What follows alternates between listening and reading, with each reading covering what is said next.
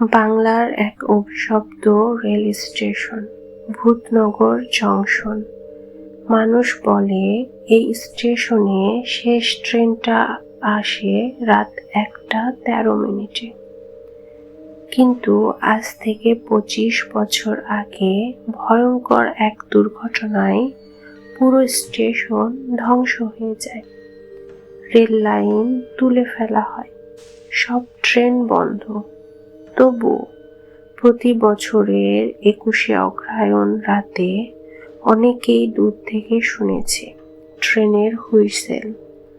আবার দেখা গেছে একটা আলোকিত কামরা ছুটে যাচ্ছে অদ্ভুত গতিতে। মানুষ তাকে বলে ভূতের ট্রেন। এই ট্রেনে যেই চড়ে সে আর কখনো ফিরে আসে না। কুশল 26 বছরের একজন সাংবাদিক। ভূত অভিশাপ সম্পর্কে রিপোর্ট করতে সে ভূতনগর জংশনে আসে।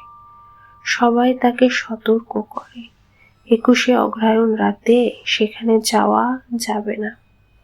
কিন্তু কুশল হাসল, ভূত ভবিষ্যৎ বলে কিছু নেই, সব গুজব। স্টেশনে পৌঁছে সে দেখে পুরনো সাইনবোর্ড ভেঙে পড়েছে, ঘরগুলো ধুলোয় ভর্তি। স্টেশনের ঘড়ি থেমে আছে ঠিক 1:13। রাত নামছে, কুয়াশা বাড়ছে।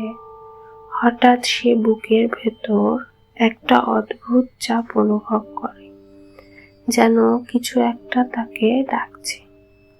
স্টেশনের পাশে একটা ছোট কুঁড়ে ঘরে থাকে নজরুলদা, বয়স্ক এক বৃদ্ধ। সে দাবি করে সে 25 বছর আগেও এই স্টেশনের গার্ড ছিল। নজরুলদা কুশলকে দেখে থমকে যায়। এখানে থাকা ঠিক না বাবা, এই জায়গা মানুষ খায়। ধীরে ধীরে সে দুর্ঘটনার গল্প শোনায়। 25 বছর আগের সেই রাত 1:30 শেষ ট্রেন আসছিল। সেদিন রেল লাইনে ভুল সংকেত দেওয়া হয়। ট্রেনটা প্রচন্ড গতিতে অন্য ট্র্যাকের সাথে ধাক্কা খায়। পুরো কামরা আগুনে পুড়ে যায়, কেউ বাঁচে না। কিন্তু সে আরেকটা কথা যোগ করে, দুর্ঘটনার পরও ট্রেনের ভেতর যাত্রীদের কান্না শুনেছি। কেউ কেউ নেমে এসে আমাদের দিকে তাকাতো, তারপর মিলিয়ে যেত। কুশল বিশ্বাস না করলেও তার শরীর শিউরে ওঠে। কুশল রাতে ভিডিও করতে স্টেশনে দাঁড়ায়। হঠাৎ বাতাস জোরে বইতে শুরু করে, চারপাশের কুয়াশা ঘন হয়ে দুধ সাদা দেয়াল তৈরি করে। এই সময় সে দেখে যে রেল লাইন গত 25 বছর আগে তুলে ফেলা হয়েছে সেটা আবার ধীরে ধীরে ফিরে আসছে। লোহা ট্র্যাক নিচে নিচে গেঁথে যাচ্ছে। মাটির নিচ থেকে শব্দ, কাজ কাজ। স্টেশন লাইটগুলো জ্বলে ওঠে, যেখানে গাড়ি ঘোড়া মানুষজন নেই বহু বছর। হঠাৎই যেন স্টেশন আবার জীবন্ত হয়ে গেল। ঘড়ির কাঁটা নড়ল, 1:12, 1:13। দূর থেকে ট্রেনের হুইসেল, ধীরে ধীরে স্পষ্ট, থামো থামো। ভারী ব্রেকে ট্রেন থামে। ট্রেনটা ঝকঝকে আলোকিত, একদম নতুনের মতো। দরজা খুলে যায়। কামরার ভেতর থেকে ফিসফিস, এদিকে আসো, আমরা অপেক্ষায় আছি। কুশলের শরীর বরফ হয়ে যায়। সে দেখে কামরার ভেতর যাত্রীরা বসে আছে, কিন্তু তাদের মুখ দেখা যাচ্ছে না। সবাই ছায়ার মতো পাতলা, ফ্যাকাশে, চোখ দুটো অস্বাভাবিক চলছে। কেউ একজন হাত নেড়ে ডাকলো, এই ট্রেন মানুষকে ফিরিয়ে দেয় যেখানে সে সত্য লুকিয়ে রেখেছে। হঠাৎ পুরো স্টেশনে মৃত মানুষের গন্ধ ছড়িয়ে পড়ে।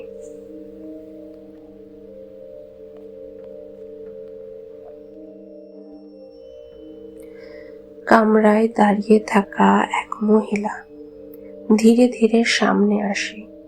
তার মুখ স্পষ্ট হয়ে ওঠে। কুশলের মা, যিনি 15 বছর আগে রোড অ্যাক্সিডেন্টে মারা গেছেন। কিন্তু তিনি বললেন, আমি দুর্ঘটনায় মারা যাইনি। তোমার বাবা আমাকে ইচ্ছে করে রাস্তা থেকে ধাক্কা দিয়েছিল। কুশলের নিঃশ্বাস বন্ধ হয়ে আসে।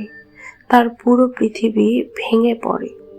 মৃত মানুষদের ট্রেন কথাগুলো আরো স্পষ্ট করে।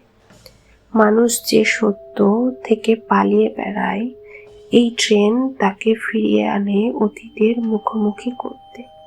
স্টেশনের দেয়াল থেকে স্ফুলিঙ্গ, আগুনের ঝলকানি উঠে আসে।